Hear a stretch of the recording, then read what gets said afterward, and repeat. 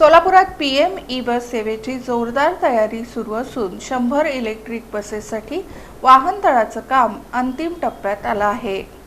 बुधवार पेठेतील टीपी क्रमांक 2 इथं उभारण्यात येत असलेल्या डॉक्टर बाबासाहेब आंबेडकर ई बस वाहनतळाच्या कामाचा आढावा घेण्यासाठी क्रांतिज्योती सावित्रीबाई फुले सभागृहात महत्त्वपूर्ण बैठक पार पडली।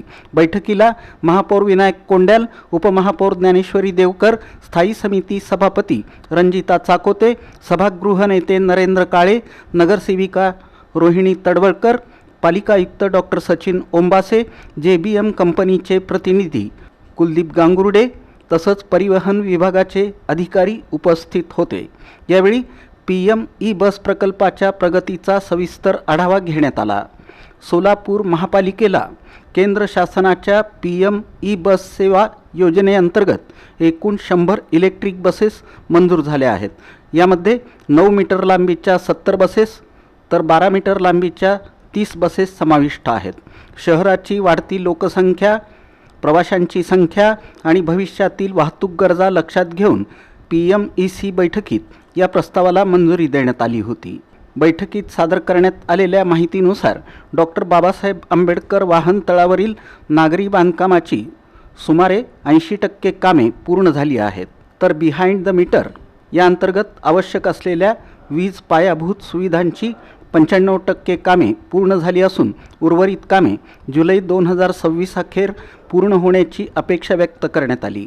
या वाहनतळावर ई बसच्या संचालनासाठी अत्याधुनिक सुविधा उभारण्यात येत आहेत। त्यामध्ये 33 kV वीज वाहिनी, 5000 kVA क्षमतेची वीज व्यवस्था, आधुनिक चार्जिंग स्टेशन, कार्यशाळा, प्रशासकीय इमारत, वॉशिंग एरिया तसंच बस देखभाल सुविधांचा समावेश आहे। उपकेंद्र उभारणी आणि भूमिगत केबल टाकण्याची कामे पूर्ण झाली असून JBM कंपनीसोबतचा करार पूर्ण झाल्यानंतर चार्जिंग पॉईंट कार्यान्वित करण्यात येणार आहे। बैठकीत ई बस संचालनाच्या विविध तांत्रिक बाबींवरही सखोल चर्चा झाली।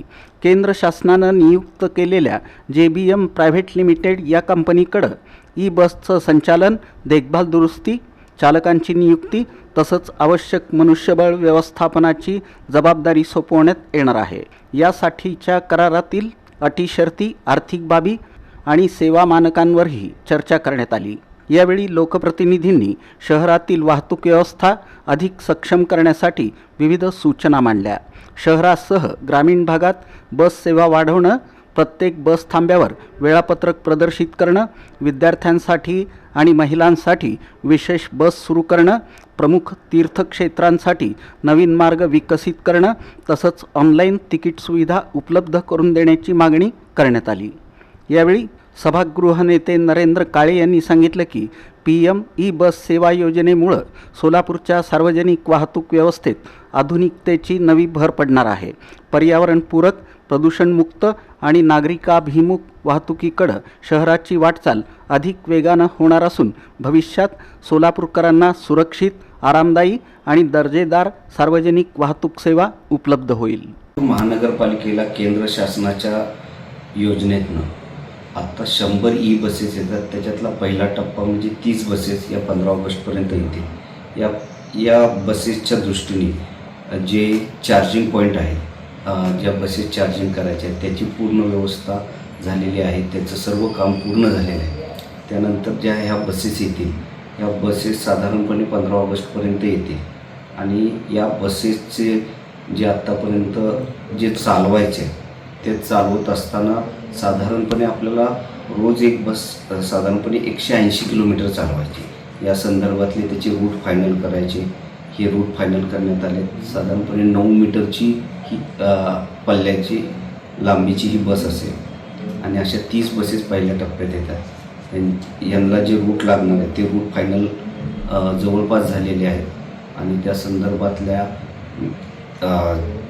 ते 25 सीटच्या बस असतील आणि 25 सीटच्या बस त्या पूर्ण क्षमतेने चालाव्यात यासाठी प्रशासनाकडून पूर्णपणे सगळं नियोजन झालं आणि या बसेस आल्यानंतर काही जे बस स्टॉप आहेत त्याची अवस्था खराब आहे, तर या संदर्भातल्या काही संस्था असतील, काही त्यांनी यासाठी पुढाकार घेतलेला आहे. आता आमच्याकडे एक प्रस्ताव आला की साधारणपणे 50 बस स्टॉप ती संस्था आपल्याला नव्याने करून द्यायला तयार आहे.